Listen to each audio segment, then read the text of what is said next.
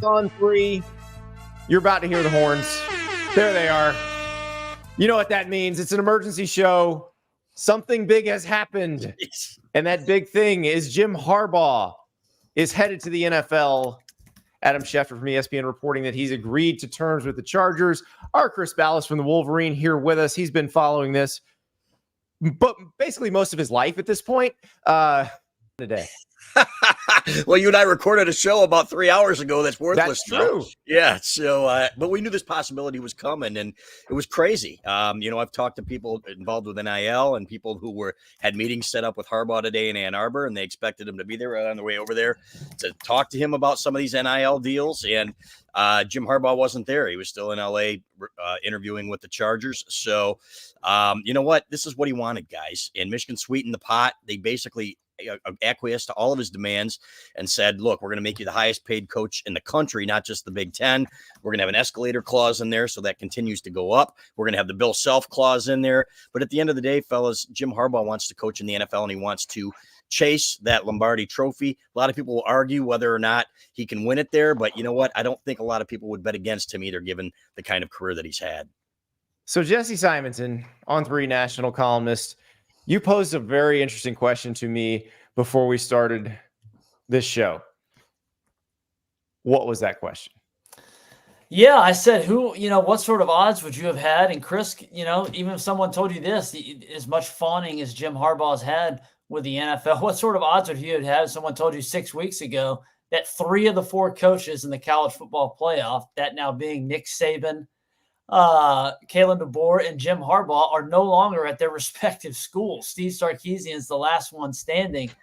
Just some crazy musical chairs. I mean, the odds on that are just kind of bananas, I think. It is crazy. But with Jim, you know what? We kind of knew, guys, right? Yeah. That he had that itch. He was gone 2 years ago if he'd gotten the Minnesota job. The interview didn't go well. This time around, he hired an agent. When he hired Don Yee, fellas, to me, that was critical because Jim Harbaugh hadn't had an agent before then. He'd had lawyers, but now you've got a guy that's keeping the lid on top of things. And it was always clear that he was interested in chasing that Lombardi trophy and catching his brother. Now he's got a national championship, fellas. He's accomplished everything that he can at Michigan. I kind of would have bet on Jim Harbaugh. If you told me Nick Saban was retiring, wouldn't have surprised me. And there were a lot of people that thought Kalen DeBoer wanted the Michigan job too if Harbaugh left. So that wouldn't have stunned me either. So regardless, it is what it is, fellas. It's college football. Expect Sherrone Moore to be named Michigan's next head coach with incentive 7 to 10 days, according to people who were working on the Harbaugh contract as well. So I think that's where Michigan turns. Is that Andy, my bold prediction? True. My last one. Remember, I told you I had one outstanding bold prediction that I was waiting to be revisited. Chris, I had it at the beginning of the season. I said I thought this was an all or nothing year for Michigan, and that Jim Harbaugh, this would be his last season in Ann Arbor. Took a little while, but we finally got there. We finally got resolution. Yeah, thank God. Right? Go ahead, Andy. So, Chris, the 7 to 10 days for Sherrone Moore thing, is that a posting requirement, that sort of thing? Yeah, state of Michigan posting requirement. Everybody knows. He's basically been on the road and saying, hey, if it's not Jim, it's going to be me recruiting. And the coaches have been saying it as well. Now it's who goes with Jim Harbaugh, right? We've heard when he was going to Minnesota, it was going to be Grant Newsome. It was going to be Matt Weiss, who's obviously no longer with the program. Ben Herbert's the big one they want to keep, the strength coach. And it sounds like he wants to stick around right now. From what we've heard, it might just be Jesse Minter, who we'd heard before the season wanted to be an NFL defensive coordinator anyway. This would probably be his last year at Michigan. And then Jay Harbaugh, obviously Jim's son. So those are the two we'll keep an eye on right now. But at this point, if he can keep the amount of staff together, man, if he can keep Ben Herbert and those guys together, he's going to have a much better chance to succeed. Well, the Ben Herbert thing is very important. He's one of the best strength coaches in the country, already the highest paid strength coach in the country, I believe. But you talk to those Michigan players and they say that's their guy. And I feel like if they promote Moore, if they keep Herbert, they got a good chance of, when this 30-day portal window opens in the morning, not losing a bunch of guys. Like, I would think that will, and you got to, with the Moore thing, even though there's that posting requirement, you probably need to let the folks internally know, hey, this is happening. Yeah, and they know, they just have to, it's basically the votes have been taken. Everybody's on board with it, and everybody loves Sherrone Moore. What's not to love about a guy that came in and won 3 huge games down the stretch, and including Penn State on the road, Ohio State at home, fellas. This guy's a rising star, but at the same time, he's not Jim Harbaugh, and there's going to be a lot of pressure on him. So not just to keep the players here that are going to be getting NIL offers from other places. I talked to somebody directly involved tonight, Jared Wangler, with Michigan's NIL, the Champions Circle, and he said we are going to have to re-recruit these kids all over again. And agents have already told him before they've even hit the portal that they're going to be shopping their kids around a little bit. Fortunately, the culture is strong. They all love Sherrone Moore. To me, this makes the most sense, fellas. It's most logical. This is your best chance to keep your best players here. And there's still a lot of them here at Michigan. There's not the depth that there was last year, and they still need a quarterback, but still a lot of talent here that they have to keep here. So Renee in the chat says Michigan players are now in the transfer portal for 30 days. Knoll Nation. That's right. Florida State, very good in transfer portal. Yeah, I got my own personal list of guys that I'd be tampering with right now. It starts with number 78, Kenneth Grant, maybe my favorite player in all of college football. I love that guy, but he also loves Michigan. So I don't think I don't know that you have much of a chance on that. But Jesse, if you are Michigan, how do you keep these guys there? What are you doing right now? What are the steps you're taking to make sure that it's not a situation where some of the best players are picked off, like when Saban left Alabama? Well, and unfortunately, in that situation, Greg Byrne kind of put, I thought, an unnecessary noose around his neck, and yet he accomplished what he set out to do. He told the guys, "Hey, I'm gonna have a coach within 72 hours." He landed Kalen DeBoer in just under 48, and so the fact that Michigan now has to wait to cross these T's and dot the I's for the 7 to 10 days, they better be doing some back channeling, don't you think, guys? I mean, they have to be having these transparent conversations behind the scenes. I know that seems like, kind of a contradictory, but, they need to be talking to Will Johnson, to Kenneth Grant, to their stud tight end. I mean, these guys that they want to keep in Ann Arbor, Donovan Edwards, the foundational pieces of the team. And I think the more of those guys that I think quickly in the next 4 or 5 days come out and rubber stamp that say, hey, they kind of making a public announcement. I'm not going anywhere. I'm staying at Michigan, maize and blue all day. I think that's going to probably send a message to kind of the rest of the locker room. I'm sure there will be some deflections, but if Sherrone Moore is going to be the guy and that's made known to folks behind the scenes, I do think that should assuage some of the concerns about this roster being hemorrhaged like what we've seen at Alabama, Washington, and Arizona. So, Chris, how did this process go behind the scenes? Take us from, the national title game. A bunch of us talked to Ward Manuel, the athletic director, afterward. We all interviewed Jim Harbaugh, and Manuel said, "Hey, I'm ready for the NFL to come after him. I'm prepared." What has happened in the 2 weeks since then?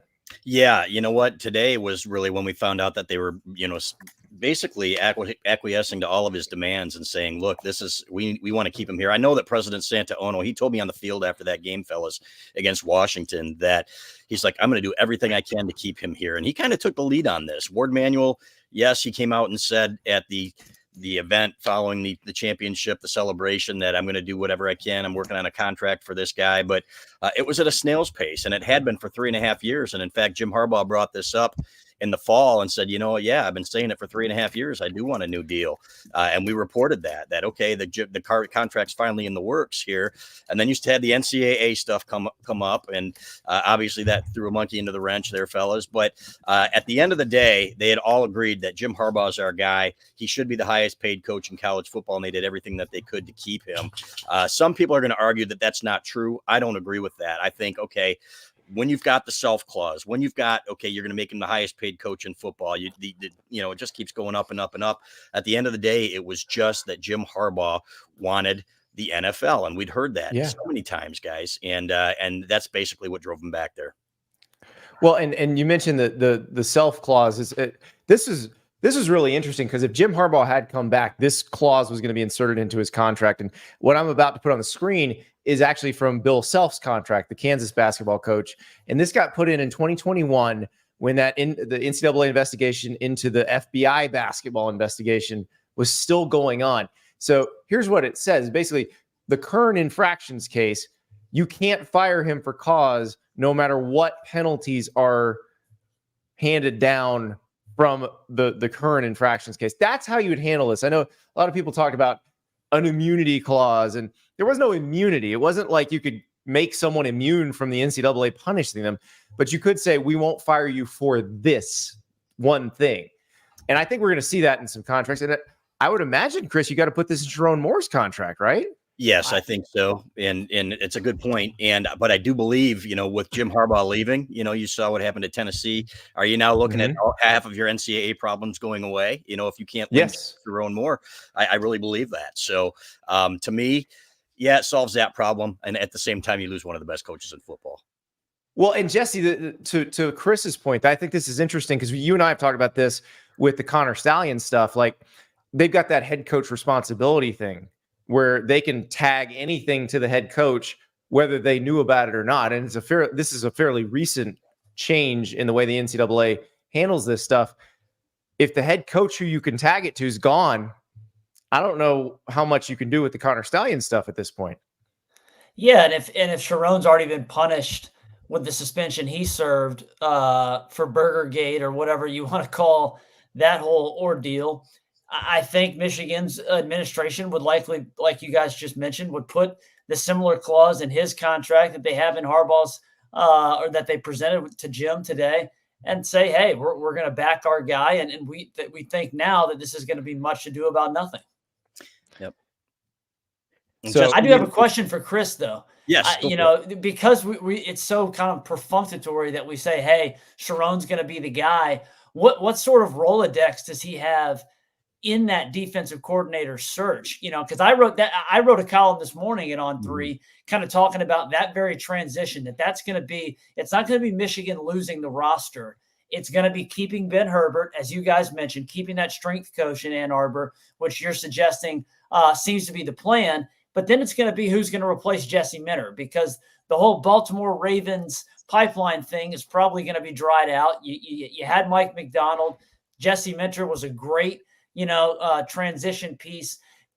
There's not another guy on Michigan staff that has any coordinator experience in terms of play calling. So do you go and get a guy like Jim Leonard, or who are maybe some guys that we should keep an eye on in that case? Yeah, that's a great question, and it's one that people have been asking us. And there are two things on this. Steve Klingscale was the co-defensive coordinator last year, and he's in the secondary there. He's going to keep that title at the very least. It wouldn't be surprising to see, if he and Mike Elston, if they were going to promote from within. Mike Elston's been around forever. He's had a little bit of a coordinator experience, I think, on an interim basis at Notre Dame, but has been around a long time, and a lot of people think it's his time. But what you want to do, guys, you don't want to change up the defense and teach something completely different. You remember when they brought Don Brown in, it was okay. It was great. And then it wasn't when people got used to it. But it took some getting used to in the terminology. The best part about going from McDonald to Minter was that you had basically two guys that came from the same system. Will there be another guy on that Ravens staff, fellas, an up and comer? Because Jim Harbaugh and Sherrone Moore are this close.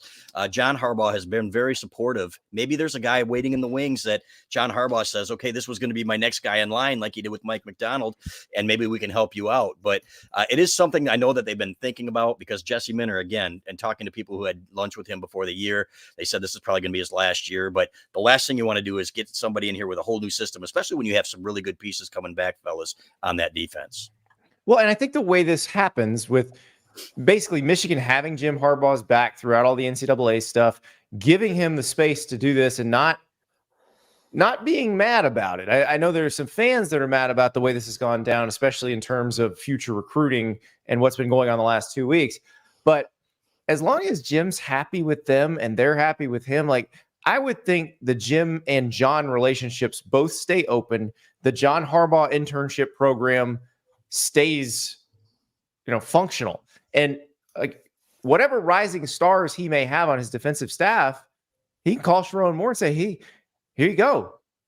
Yes, it's 100% true. And he and Sherrone are like I said, like this. And he says he's kind of like a son to me, right? And he's been Sherrone Moore's mentor. He's been basically prepping him for this moment. There's been talk before the season that, hey, Jim's might be wanting to go back to the NFL. This is the last dance. You remember you and I had that conversation, Andy, yep. And that Sherrone would probably be the guy. So this is not one of those situations where he's leaving San Francisco and everybody's pissed off, right? Maybe there will be some people at Michigan that are upset, but I can tell you that the president, Santa Ono, loves him, and he's going to be supportive of him, like he said, whatever his decision is.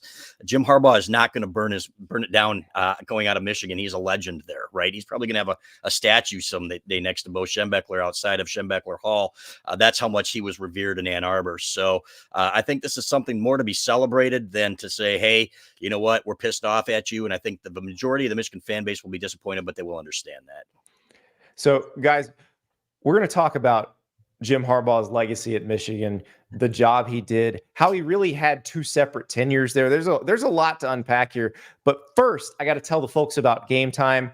And look, we're telling you right now, Sherrone Moore is the next head coach at Michigan. You want to watch some Sherrone Moore Michigan games? Well, guess what? His first season is going to be a doozy because week 2, the Longhorns are coming in. That's right, Steve Sarkisian, the one coach who is still with his team from the playoff. They're going to Michigan on September 7th. You can get tickets on Game Time. Download that app. Use the code STAPLES for $20 off your first purchase. But that's not all. Do you want to see the USC Trojans in the Big House? Yeah, that's happening on September 21st. Or maybe you want to go to the coast. Maybe you want to see Michigan and Washington in Seattle on October 5th. It's all there for you at Game Time. Download the Game Time app. Redeem the code STAPLES for $20 off your first purchase. And I got to tell you, Game Time has been with us through this entire Michigan saga because I remember when the Connor Stallion story first broke, I said, boy, I hope he was using Game Time. And I hope he was. So download the app, use the code STAPLES, $20 off your first purchase. Thank you to Game Time. All right, let's talk Harbaugh. First, let's hear from Tom in the chat because this is an interesting one for sure. Poor Ryan Day finally had a roster to beat Michigan, and now the win will be hollow without Harbaugh there. Let me throw one more up from earlier that I saw that I thought was really interesting from Brad, who I think is an Ohio State fan. Third base Sherrone. Okay, so this is in reference to Jim Harbaugh saying certain people were born on third base and didn't hit the triple, referring to Ryan Day. This was after the 2021 Michigan-Ohio State game. I will point out to Brad that Sherrone Moore has exactly as many wins in the Michigan-Ohio State series as Ryan Day. No, Ryan Day actually had a couple before he No, he has one. He has 2019. Yeah, no, that's right. You're right. That's right. He had the one. So he's right. The exact same amount. How about this though, Andy? I tweeted this out. I tweeted this out just a few minutes ago because I mentioned this in my column this morning. Sherrone Moore, 4 games as an interim head coach, 2 top 10 wins. James Franklin in 11 years at Penn State, 3. Yeah, you have it, right? And you can say it was Harbaugh's guys. You know what?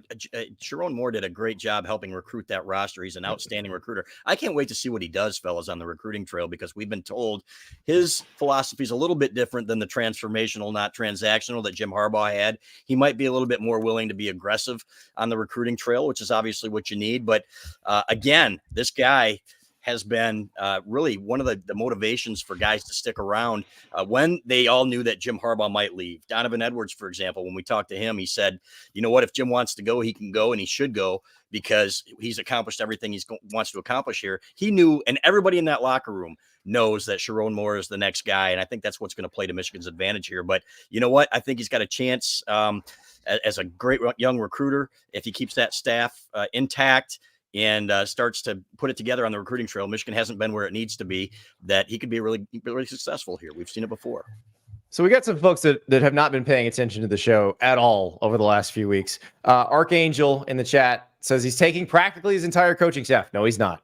He's probably taking Jesse Mentor and Jay Harbaugh. Right. That's not practically his entire. Unless LA decides they want to pay $1.6 million for a strength coach is what we were told it would take. When all of their players have private trainers. Yeah, right. I'm sure that's no NFL team has done that yet. And I don't see him doing it now. I don't either. Mason in the chat. Mason's been trying to drop this in the chat for about 5 days now. I'm going to address it here because everybody knows it's total BS at this point, except certain message boarders who keep trying to wish it into existence. Brian Kelly is likely a candidate for the Michigan. No, he's not. Brian Kelly's not leaving LSU. He's not going to Michigan. He's not. And Michigan doesn't want him. I can promise you that. They didn't want him the first few times. They don't want him now. They know who their guy is. And speaking to the people directly involved in this, and it's Sherrone Moore. And it makes perfect sense, fellas, to try to keep that roster, like Jesse said, to try to keep that roster intact. They love this guy. What Trevor Keegan, Michigan's offensive guard, said about him after the game, he saved my career, and everybody in this locker room really just adores this guy. But he's not just a player's coach. He'll come down on you as well. They have all the confidence in the world, and the culture is very strong, fellas. And, you know, as we saw from Bo Schembechler to Gary Moeller to Lloyd Carr, culture can take you a long way, even if you're not the best coach in the country. Well, and you don't have to just stack 5 stars anymore. I think Michigan proved that. I think Washington showed us that this year. Especially Michigan, the way they strategically recruited out of the portal the last few years. And that's something that Harbaugh probably didn't get enough credit for. And, you know, maybe it was some of the younger guys on the staff that were the driving force there. Because I will say a couple of the later transfer portal additions that they've gotten over the last couple of years, offensive linemen, 2 centers, Olu Timmy and Drake Nugent. Ladarius Henderson, the left tackle this year. So, hey, Sherrone Moore had a little bit to do with that. Who knows? But also Josiah Stewart, the edge rusher from Coastal Carolina. They got a player from UMass who played a huge role. Like that, they're good at that. And I imagine that's something this spring that they'll have to address. But look, before we get to that, because we do need to talk about going forward with Michigan, quarterback, all that stuff. But I want to unpack the Harbaugh era because I am fascinated by how this all went down. Because I remember 2014. Like, I distinctly remember watching the Michigan-Minnesota game in 2014 and Brady Hoke sitting there with no headset. Like, what are we even doing here, guys? Like, what is going on with this storied program that can't beat Ohio State, can't beat Michigan State, and is losing to the likes of Rutgers, Maryland, and Minnesota in the same year? Like, that was what Jim Harbaugh got brought into. And Chris, you covered this, so you can give us more background on it, but walk us through Jim Hackett, who was the interim AD after Dave Brandon, going and getting Jim Harbaugh from the 49ers. Yeah, they called it Project Unicorn, right? And they did a great job of keeping it on the down low because all of the NFL experts were saying the same thing. There's no way that Jim Harbaugh's coming here. He's not a candidate. And we knew better. We had 2 or 3 well-placed sources saying that, okay, Jim is completely focused on the San Francisco 49ers right now. But at the same time, you know what? He's very interested in Michigan. So we saw that and we were, you know what? We kept a close eye on it. And when it became very apparent that it was going to be Jim Harbaugh, that was it. Everybody thought that the program was saved. So, and sure enough, it took a while, but like you said, it was basically two different eras of Jim Harbaugh. It was the one that had had the disappointment, and the last 3 years were fantastic. So that was everything that Michigan hoped it would be. And that's the thing. What happened the first time, like the first part of it, is they got better immediately. They beat the teams they were supposed. Like, I remember going to, I don't remember if it was Jim Harbaugh's.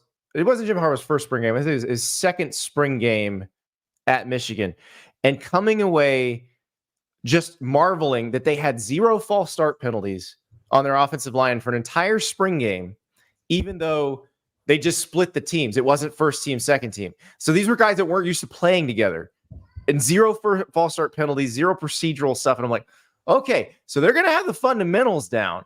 But can they beat the teams that are elite? Can they do that? And it took a while to get there. First, they had to turn the Michigan State rivalry around. They did that. But then the Ohio State thing just kept going. And I will never forget sitting in there in 2019. So this is, the 2018 is the year they go to Columbus. They're a 4.5-point favorite. They get 63 hung on them. The next year, you're like, all right, no way they do it again. Urban Meyer's gone. They're not going to do this to him again. In the big house, Ohio State thumps Michigan. Every new crossing route is a fresh hell. And I remember Jim Harbaugh gets asked, is it a talent gap? Is it a recruiting gap? Or is it a coaching gap? And Jim Harbaugh's eyes just whip around to the guy asking the question in that moment. And he said, I'll answer your questions, not your insults. And I'm like, that's a fair question. Mm-hmm. It was a 100% fair question there. But how did he fix this? It was broken after 2020. Jesse. Well, yeah, and I think a lot has, Bruce Feldman has written a lot about, kind of he's I think been really plugged in there. Your former colleague Andy, with writing some of the behind the scenes stuff on that transition with Harbaugh. I think the uniqueness of this entire deal, because we are kind of expressing how it is kind of like two different tenures almost in the same time, is Harbaugh is going to be an outlier here, guys, in terms of athletic director's patience. He was winning at Michigan, but he wasn't winning enough to the fans, fans' expectations. Now, him being back at his alma mater, I think certainly gave him a longer rope than a lot of other coaches. But the fact that he was able to not only stick it out, but to stick it out, pivot, he was a guy that was running the spread offense with Shea Patterson. And then really after the COVID year was like, hey, let's embrace physicality. Let's embrace toughness. He kind of changed his whole philosophy, I think, with how he's approached the players, behind the scenes stuff, obviously, with guys like Ben Herbert, making some key hires, going younger on his staff in general, with guys like Sherrone Moore and others. And the fruits paid off. You get kind of humbled and you win the Big Ten. You finally get over the hump against Ohio State 3 years ago, but then you get humbled by Georgia. You come back, and not only do you double down, but you beat Ohio State again last season. But then you kind of lay an egg, maybe have a little bit overconfidence against TCU. This whole entire season, the entire 2023 season, felt like Michigan, with everybody knowing that this probably was Harbaugh's last season, wanting to get back to the NFL, that they were pushing all their chips in, and it worked. He dialed up all the right numbers. The fact he was suspended for half the season when he only coached in 6 regular season games, and they still go undefeated. They then win the big playoff game to beat Alabama, kind of slay the giant that is the Tide, and then emphatically win a national championship. I mean, it's kind of a remarkable arc.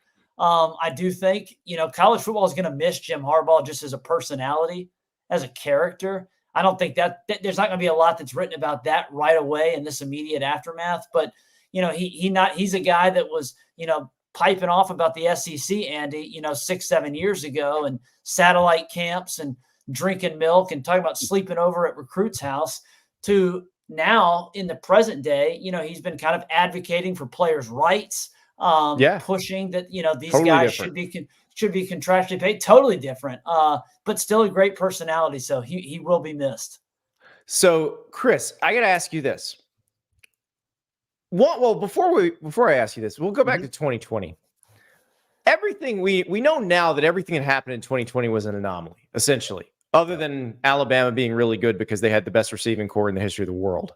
But everything else pretty much was an anomaly, did not track with anything that came before it or after it. So, but Michigan didn't know that at the time. All they knew is they'd gotten crushed by Ohio State a couple years in a row. They had lost a bunch of games, and the games they'd played in 2020, they'd looked terrible. They were overhauling everything. So if Jim Harbaugh is not Jim Harbaugh, Michigan alum, does he get fired there instead of them cutting his pay? Great question, and I don't think so. Michigan operates a little bit differently. Rich Rodriguez was a bad fit, and everybody knew it. Everybody's going to say, well, they got rid of Rich after 3 years, and that's true. But they would have gotten rid of him after 1 at most places. Exactly, or 2 at the most, right? So especially a place like Michigan with Brady Hoke, they almost gave Brady Hoke another year. In fact, Dave Brand or Jim Hackett said, I really liked Brady Hoke, and if we'd had a little more time, to give him a little bit more help with his staff, maybe it could have worked here. But when it comes to Jim Harbaugh, he's a proven commodity, right? And if it's not Jim Harbaugh, then who is it? I think is what a lot of people thought. If he can't win here, then who can? The irony about it, guys, is that they were convinced that Ohio State had their signals on defense for the 2 years that they got destroyed. And they didn't have their signals. John Brown was really predictable. Right. Yeah, exactly. But they were putting up signs. I remember it was the Citrus Bowl against Alabama. They were putting up signs behind the bench because they were convinced. But others told us all they had to do was to put the tight end in motion, and they knew what defense was coming. Right. So regardless, what everybody wants to say, well, give this is what really lit the fire under Jim Harbaugh, was having his pay cut in half. And that might have been it. That was a blow to his ego. We know how he took it. It was hard for him. But to me, when he started bringing in some of the Michigan guys like Ron Bellamy and Mike Hart and some of these younger guys, to me, and they got it back, and he became more of a college coach again, guys, than he was, for a long time. He operated like an NFL coach because that's what he was for 3 years before coming to Michigan, or 4 years. But then he got back to his roots as well. That speed and space crap out the door. He's like, I'm all right. I'm going to use my tight end as a fullback. We're going to do it my way. And if it works, great. If it doesn't, then at least we're going to die the way that I wanted to go. And he got right back to his roots. Well, I actually feel, Jesse, you mentioned this earlier. I feel like the getting back to, and not only his roots, he got back to Michigan. Like, there's some Fielding Yost stuff going on in there, some Bo Schembechler stuff. Like, how much of that just kind of reestablished the identity, Jesse, helped create what we saw this season?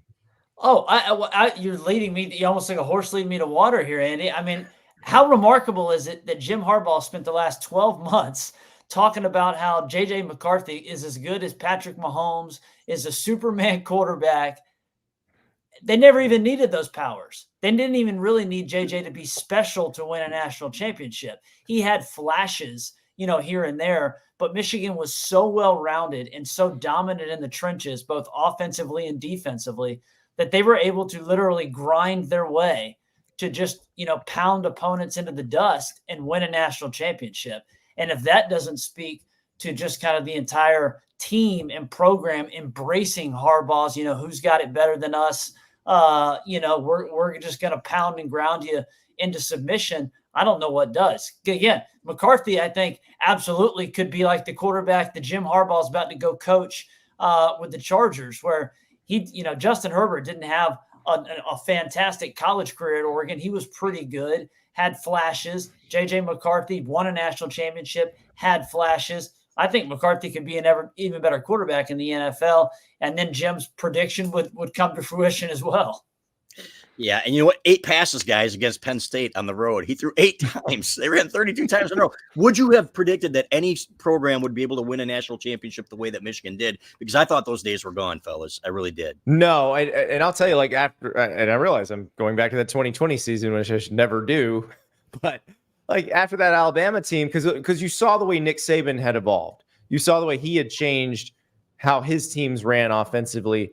And is like, okay, if this guy who's the best adapter of anybody, if this guy says that this is how it's to be done now, I guess this is how it's to be done. But as Jim Harbaugh and company proved, there's more than one way to skin a cat. And also, like, let's go, to the folks who are Ohio State fans right now. Like, they would love if their team got back to where it could run the ball down people's throats. Like, that was one of the best things they did at the height of the Urban Meyer era. And now they don't do it very well. And Michigan does. And it's a completely different, like, the way this rivalry is flipped is mind-boggling to me, guys. Like, Balas, I mean, did you wonder at one point if Michigan was ever going to win another game? Because that's what it felt like. Yes. I said, how are you going to compete with this? You know what? This is what you look at recruiting rankings, and they're certainly not everything, but the way that Ohio State was moving the ball on them and the way that they were dominating both lines of scrimmage and still having that elite passing game, you're like, okay. And it almost seems like Ryan Day's gotten away from that a little bit. And they're still, even though they're recruiting the portal now, right? They don't have a ton of offensive linemen, and that's where Michigan's been winning these games. So I give credit to Jim Harbaugh for saying, okay, this is how we're going to do it. And but at the same time, you know what? This changes a lot of things, fellas, because Jim Harbaugh is an elite football coach. And now you're talking about handing it over to a guy that, he's got the one win against Ohio State, but he's going to have to recruit at a higher level, in my opinion, to get it there. But to your point, I think they had some guys that were under-recruited and underrated. If you look at a guy like Kenneth Grant, for example, who was a 3-star at one point, and he's now out there running down running backs. Mason Graham is one of the best sophomore defensive tackles that I've ever seen at Michigan or anywhere else. Both of those guys, and you got him for another year. But they Hey, Alabama fans, Courtney Morgan, the former Michigan player who was the director of personnel at Michigan, who helped unearth Mason Graham, he's now your guy. So congratulations to Bama for that. Exactly. But that's where I thought that Harbaugh was great. Hopefully Sherrone Moore will be the same way, because I do think he's an outstanding recruiter. And Ohio State's Well, Andy's going back to that identity.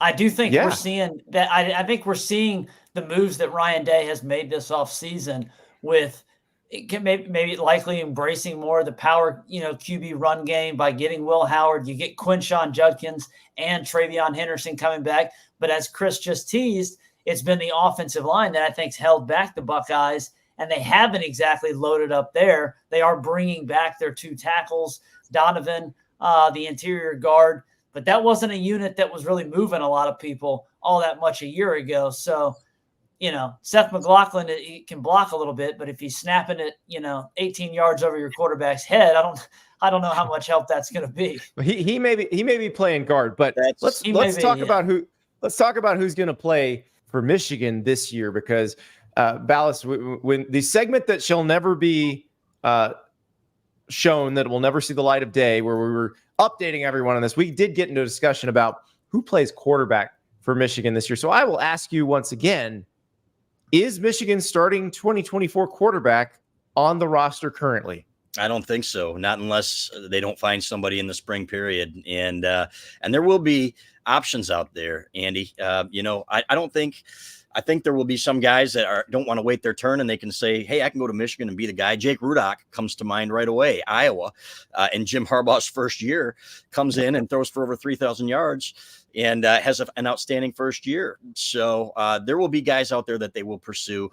Alex Orji, I think there will be a bigger role for him in some capacity. He's too good an athlete to not be. But a lot of these guys, Jaden Denigal is another one. Jaden Davis, true freshman, I think he's going to have to wait his turn. And talking to people like Kirk Campbell, the Michigan's quarterbacks coach at some of these bowl practices, he said the same thing. He's just got to understand that it's going to take some time. He's got to be patient. So I don't think it's going to be him right away.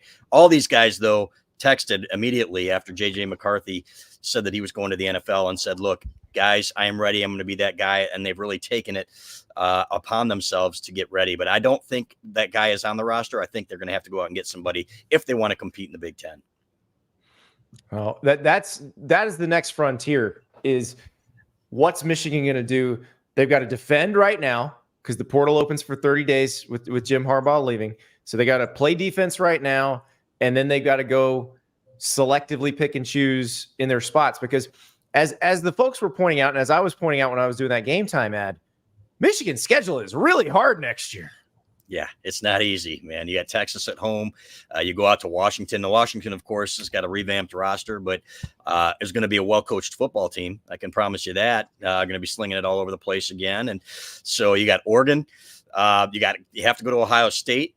You don't have Penn State on the schedule, but yeah, it's a lot tougher than this year. Guys, we knew it was a foregone conclusion going into that Penn State game that they could, they were playing guys half games and 3/4 of games before they got there, and you knew that they were going to be undefeated, and it was a three game season. So that's not going to be the case this year. So I'm looking at a step back clearly. Maybe if you get a good quarterback, 9-3, 10-2, because there's still a lot of talent, but there's just not going to be as much depth. So it's going to be on them to go out and get some pieces. I know they've already started working on it, fellas. I don't want to call it tampering, but there are some back channels there that we've talked about that I think it's going to be very attractive to some young quarterback prospect. They all tamper, but I'm sure a bunch of Ohio State fans just went, cheaters! Cheaters! We haven't even talked about the cheating element of all this, guys. Chris, we do talk, but before we talk about that, let us talk about perhaps the best comment we've seen all night. Now, we were talking about Alex Orji, who you saw in the Wildcat formation some toward the end of the season. Michael Brown in the chat deserves 100% credit for this one. Orji's great. Heard he really gets a lot of people involved. I can confirm that on the football field. So I was going to say, I can't confirm that ever. But best comment we've gotten all night, for sure. All right, let us talk about cheating. Let us talk about, and I'm going to use air quotes here, because if you're a Michigan fan, you're getting mad at me because I even brought it up. If you're an Ohio State fan, you think everybody should go to jail. We could talk about Burgergate. We could talk about Connor Stallions. Burgergate is the one that does have some legs still, because Sherrone Moore clearly was caught up in it because Michigan suspended him for game 1 this year as a preemptive strike to whatever the NCAA is going to do. Yeah, and I think that was more about watching film of a kid when he wasn't supposed to be, and it was the way it was explained to us. How dare he? a kid had one recruit, and I think it was Thomas Fedone, who ended up at Nebraska, I believe. And his brother was sick or something like that. And he said, "Hey, my brother wants to show you that he's getting better. He had leukemia or something." I don't want to say that. I don't know the details, but he wanted to show him that he could do some push-ups or something like that. So they're watching him do this. And so he got dinged for that. The horror, right? But you know what? So I think he's in the clear there. The one game was more than enough. Mike McDonald, I think, had a 1-year show cause for something, but obviously that didn't materialize into anything when he went back to the NFL. So, but Michigan really needed to win this whole thing to make a lot of this go away. And you're still going to have the Ohio State fans and Michigan State fans saying, they got the asterisk there. But when the NCAA president comes out and says nobody's going to argue that you won this thing fair and square now, I think the worst of it is gone. They still haven't determined that Connor Stalions was on the sidelines at the Central Michigan game, and the NCAA and its infinite wisdom there. We know the details. They haven't called us, fortunately, but it's just crazy. The whole thing's nuts. You don't have to talk to them, Balas. I don't, and I will not. I refuse. So unless they give me the right amount of money, but no. But regardless, fellas, it's gone away, and I think that's not going to be part of the legacy because they won it all. If they'd fallen short, fellas, then I think you would still have a lot of people saying they only got there because they cheated. Ryan in the chat. Andy quickly went from orgy to cheating. You guys are on fire tonight. That's all I can say. On fire. But the Connor Stallions, by the way, now doing cameos for $70. Like, yeah. Should we hire Connor Stallions to congratulate Coach Harbaugh on his new job? Like, wow. You think he'd do it? If we threw $70 his way. I'll chip in 5 if you guys got some more people there. We actually ran into Connor out at the Rose Bowl. We were at Universal, and he happened to be there. And for 2 hours, picked his brain on stuff. It was fascinating. I think you're going to see him do a documentary at some point about this whole thing. It really is a 30 for 30, guys, or maybe even an E60. There are layers to this that people don't even know about that are just absolutely fascinating as to, who hired the PI. Michigan's convinced, as I wrote and told you, that it was Ohio State, and Ryan Day knew about it and so on and so forth. And they say they've got paper trails and everything else. So someday, hopefully the entire truth comes out, because I can't wait to see it on the big screen. I will believe about 90% of this when I see it. Right. But I do want to know, like, did Connor say he'd email you the manifesto? Can you call it a manifesto to the person, or do you want to call it do you say, can I see your book? Because we all know it's a manifesto, but I don't know if I'd call it a manifesto to him. You know what? It is amazing how, he's almost like a rock star out there. People were buying him beers and everything else. And I'm like, some people say, oh, he disgraced the program. And other people are like, oh my God, that's Connor Stalions. I took a picture of a fan in the stands at the championship game. He lifts up his shirt, and it says "Free Connor Stalions" written on his chest. It's nuts. So, but again, guys, this is all a much bigger deal. If Ohio State had waited, or whoever turned them in had waited until the end of the year, you know what? Then they wouldn't have had any chance at all to have proven that they were the best team in the country. That's the interesting part of this to me, is that then you're going back and say, okay, they must have been cheating the whole time, but now you had a chance to prove yourselves. And to me, that eliminates the most of the asterisk anyway. There's always going to be people that have questions about it. I also think no matter who turned in who, the way it happened was so much worse for Ryan Day and Ohio State because they lost to the interim coach than it would have been otherwise. And that's just purely by chance the way that happened.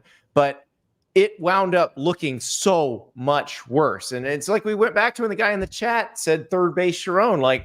No, Sherrone is 1-0 against Ohio State.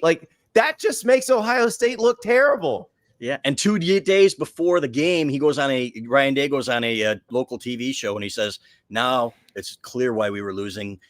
Everything will come out, and I'll talk about it at the right time. He backed himself into a corner, guys, where he had to win that football game, even though it was reported that they knew about the signal thing the year before. They didn't have any excuses in the 45-23 game in Columbus, but the fan base is going to cling to that. But now he goes out there and he says, you know what? Now we know what was going on. It's up to us to win that game and to fix it, and then you get beat by an interim coach. Right. And once you establish that, you're saying, okay, this game that's going to be played on Saturday is straight up, and therefore we must win it. So yeah, it is. Now he's under the most pressure, and we've talked about on this show all week what Ohio State's doing to ramp up the roster. I think the moves they've made are very good. I think Ohio State's gonna be really good next year, but they got to beat Michigan. And we don't know that it's going to be Michigan, Ohio State. They play, and then they play again the next week in the Big Ten championship game because now Oregon's in the mix. Washington's in the mix. What if Andy Kotelnicki runs a really fun offense at Penn State? We don't know what's going to happen. No. How much does it help? How much does it help? I know a lot of Michigan fans are probably frustrated that this is drug on for so long.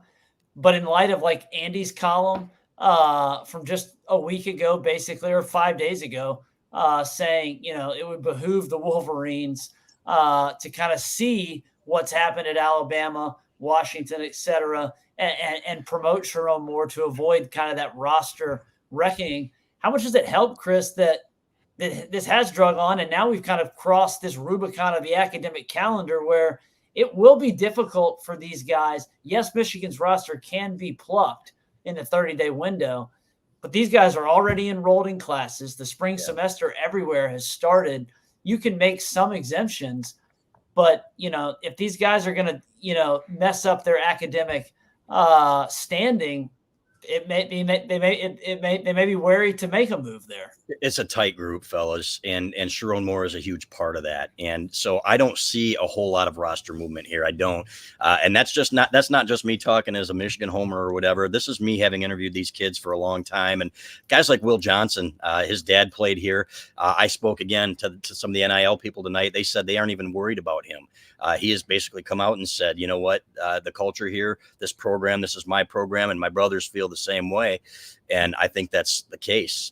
They had one guy offered $800,000, fellas, another one $400,000. They aren't making that at Michigan, but they decided to stick around.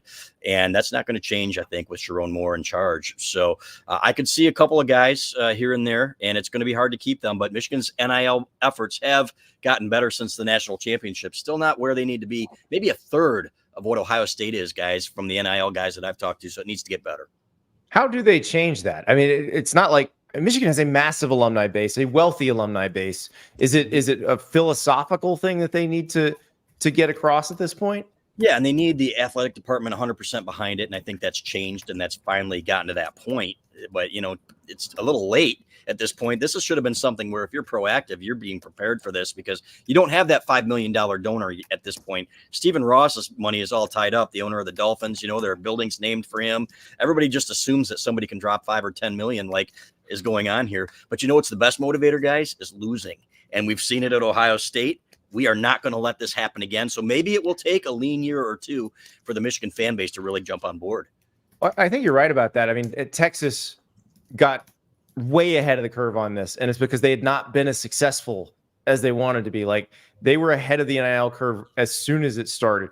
Oregon was, because they weren't winning at the level they wanted to win. Tennessee, Nebraska, they were really not winning at all and wanted to change their fortune. So, yeah, it's interesting because I think we found with Nick Saban leaving Alabama that they were in a different situation. They had a Nick Saban discount. Guys would take less to get developed by Nick Saban. And guess what? When it's not Nick Saban, maybe they don't take less anymore. Right. And proof of concept. Yeah. Go ahead, Jesse. Yeah, it's a proof of concept. I mean, that's what it is. I mean, that Georgia's benefiting from that now. Steve Sarkisian, Texas can pay, but I think the more that they continue to develop, maybe they won't have to pay as much because you start to send some defensive linemen and some offensive linemen to the NFL. Those have been, positions of absence for the Longhorns for several years. Just Bijan Robinson was their first round pick since Vince Young, which is an insane stat. Malcolm Brown was the last pick of offensive player. Excuse me. Need to add that qualifier. So it's a phenomenal. We're at a phenomenal, just kind of pivot point for college football. Who's the second best coach in the sport now? Yeah. Now that Harbaugh's gone, Saban's gone. There's only three active head coaches. There's only three active head coaches with the national championship: Kirby, Dabo, and Mac Brown. Yeah, and Dabo's kind of lost his fastball, right? A little bit, right. Some people would say. So it's nuts, Who's fellas. Number 2? Yeah, Sherrone Moore, clearly, right? Not yet. I mean, Sark's got a case. I mean, you can go degree of difficulty like Lance Leipold at Kansas, who, by the way, would love the Michigan job if they were to hire from outside, but I don't think he's going to get that opportunity. I'm sure his agent would love Kansas to believe that they might do it. That's what we will see. If it does anybody get raises off of this thing? Because like lots of people got raises off Alabama. I don't know if anybody's going to get any raises off of this sucker. Yeah, great question. Not the Michigan one. Maybe some of the Michigan coordinators. You know what? If they threw a boatload of money at Jesse Minter and said, "Hey, stick around," but he's going to have options, fellas. That guy's brilliant, and it sounds like he'll probably go to LA with Jim. And I asked him immediately after the game, the Washington game, there are going to be rumors. And he goes, now's not the time. But again, we'd heard from so many people that the NFL was his next stop. The Eagles interviewed him last year. So that tells you how highly thought of he is. And that's going to continue. But they are going to throw a lot of money, I think, at an assistant coaching pool. What they need to realize is that they can't go on the cheap, fellas. If you're going to hire a Sherrone Moore, then you better give him everything he needs in terms of NIL, in terms of an elite coaching staff. And that means keeping Ben Herbert as well and keeping this thing rolling for talent as well. The thing is, you can probably pay him $6 million less than you were paying Jim Harbaugh. So you can use that money on coordinators too. Zach Zinter, the Michigan offensive lineman, tweeted, "No interviews needed. It's Papa Moore's time." So you got that one. I mean, it feels like a fait accompli, Jesse. And Chris was pretty adamant about it, and has been adamant about it for weeks, that this is how it'll go down. Yeah, the 7 days thing, I think, is gonna, the more that gets out there, is probably going to be that would probably behoove Michigan to maybe kind of promote that this is, there's a timeline here. We have to follow this deal, because I do think some people probably believe, hey, if it is Sherrone Moore, why can't you announce this move tomorrow? And the fact that there is a little bit of, legwork that they technically need to do behind the scenes to say, hey, to actually rubber stamp this deal. Zach Zinter and more players coming out and being like, hey, this is our guy, even if it's not official, I think will help the program. Yeah, and it will help just reinforce, hey, he's coming. Right. It's going to be him. Calm down, everybody. And I think the sooner, now you don't have to wait 7 days. If you can get Ben Herbert to stay, the strength coach, the sooner you can say he's staying. You just throw a little raise his way, or a big raise, however you want to handle it. I would imagine Jim Harbaugh would like to take him. The reason I seem so sure about this is NFL teams don't really need strength coaches the way that college teams do. It doesn't work the same way. Guys have their own private trainers. So NFL teams are not usually willing to invest the way college teams are in those guys. But I think if you can lock that guy down, like put the graphic up tonight, he's staying. Yeah. And again, especially if you're going to lose Jesse Minter, because I think the biggest backbones and foundation of Michigan's turnaround the last couple of years under Harbaugh has been this, development within the strength and conditioning program, emphasizing that toughness, that nastiness. Sherrone Moore's been right there with his gnarly offensive lines, but then you've had these great defenses, and you've kind of, Jim Harbaugh himself, I wrote it today, Jim Harbaugh himself called Ben Herbert kind of the X factor of the program. And you mentioned how many players have sung his praises. Yeah. Announced that he's going to be the strength and conditioning coordinator again. And then, as you mentioned, some of these, if you have some extra funds, because you're not going to have to pay Sherrone Moore $10 million a year as a first-year head coach, go out and land a big-time defensive coordinator. You keep Clinkscale and some of these other guys on staff, but go get a guy that has experience, a la Jim Leonard or somebody like that. Exactly. LJ in the chat misunderstood what I said completely. Not shocked that Staples has no idea about Texas NIL, which was way overblown. They would barely sit around the top 10. Way overblown in the amount Texas NIL is spent. I'm not saying they spend the most. I'm saying they spend the best. I'm saying they're good at it. They're good at identifying who they want and going and getting them, and they're good at retaining the guys they need to retain. That's being good at NIL. Spending the most is not good at NIL. Notice I didn't say Texas A&M. Like, there's a difference. Well, some would argue, Andy, they didn't necessarily spend it. They planned to spend it. Right. If you leave before they can spend it on you for 3-4 years, then maybe they didn't. But yeah, this will be a fascinating year in college football. And we've had to say goodbye to Chris Balas, because he's been covering this story for 2 weeks and his battery just died on us. Like, it died. and that's how it goes. But check out the Wolverine because they have it all covered about what's next at Michigan. Stay with us on 3. We'll obviously be updating. Pete Nakos has already got a story up about how the transfer portal opening when a coach leave works. Now, it doesn't mean anybody's going to jump in necessarily, but it is something that you're going to watch. And Jesse, let's be real. Michigan has really good players that people are going to try to poach. Alabama might want. Yeah. That Washington might want. Georgia, or Texas, or Oregon, or Tennessee, or whoever. Yes. Yeah, I'll tell you what, though. I think the irony is that we have discussed now ad nauseum that this is not going to happen, that it is going to be Sherrone Moore. It is, again, almost a formality at this point. But if a Brian Kelly, or if Michigan decided to take this search national, I do think a lot of other programs would be rooting for that, because the more chaos would open up more dominoes, more down players, the line. Yes. Yeah. I mean, if LSU's roster was available to be poached, there would be just teams. Oh my God. It would just be a feeding frenzy. And that would create a domino, because who would the Tigers get? But again, it seems to be a formality that, interim OC or interim O-line OC Sherrone Moore will get the job there. I just love it when O-line coaches become head coaches. Offensive linemen are the best people in the world, and O-line coaches know how to handle these. They have the biggest position group. They have the biggest disparity in personalities usually that they've got to manage, and it's fun to see, because for a long time it was like, oh, those guys don't, we can't have them be coordinators. We can't have them be head coaches. Now, O-line coaches and head coaches, it's the wave of the future, Jesse. Andy Reid getting it done in the NFL, soon to be Sherrone Moore getting it done at the college level. Going to be so much fun. Guys in the chat, it's not going to be Brian Kelly. He's not leaving LSU. I cannot stress this enough. It will not be Brian Kelly. Feel free to send this to All Takes Exposed. It will not be Brian Kelly. Is that emphatic enough, Jesse? I think he hammered that point home. All right. Well, all right. Before we go, we're not an NFL show, but let's talk about this. Jim Harbaugh's with the Chargers now. Do you think he can get that Super Bowl? This is a guy in 4 years with the 49ers.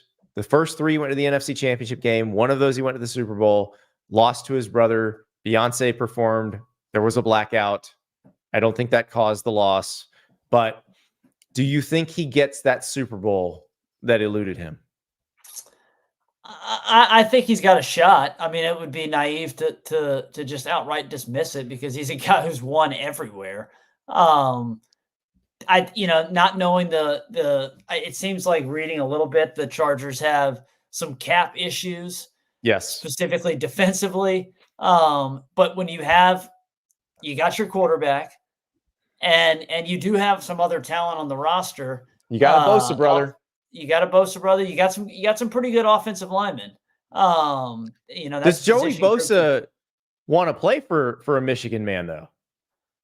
Ohio State star Joey Bosa. I think he's probably okay. He's got a big contract. I think he'll be fine with it. Yeah, I mean, I think probably what also helps Jim Harbaugh, ironically, is that even though he's going back to a big city, a major market in LA, the Chargers are the little brother. And, they don't get nearly the shine as even the LA Rams, which are overblown in their own city by the Lakers and the Dodgers and everything else going on. So I think he'll be given, the fact that the Spanos family, which has been considered notoriously cheap, did land Jim Harbaugh. I think that speaks to the investment there. And so I think, much like his tenure at Michigan, he's going to get a long rope, which means if you're banking on him potentially winning a Super Bowl in, let's say, 5 to 6 years, I would give it decent odds. Yeah, and I'll be interested to see what they do from a personnel standpoint, because the coaches in college expect 100% personnel control. Like, that's what you get in college. Now, that may change as the era and the rules change, but in the NFL, most people don't get that. So I bet Harbaugh gets more personnel control than we think. or than most coaches would get. Because remember, it was issues with the general manager that derailed him. Yeah, in San Francisco. And so they don't have don't have a GM yet with the Chargers. They just hired him first. So assume he would have some input into that, or at least get to meet some of the candidates and say, this is who I'd like to work with if possible. But I can't wait to see it. Cannot wait to see what happens next at Michigan. Can they play defense in the portal? Is Sherrone Moore just signing up, waiting, the posting period ends, Sherrone Moore goes? I think that's probably what happens, but who does he hire as his DC? Because they're probably losing Jesse Mentor. So a lot of questions to be answered. We will be covering them all in the coming days and weeks on this show. We do it every night. Normally we do it at 8 p.m. Eastern time, Sunday through Thursday. But tonight, obviously, there was breaking news, so we went a little early. But Sunday through Thursday, 8 p.m. Eastern time, be here on YouTube. Subscribe to the On3 Sports YouTube channel. That's right. Smash that like button. I never say that, Jesse. I should say it more. Smash it. All right. Jim Harbaugh off the NFL. Bring a new era.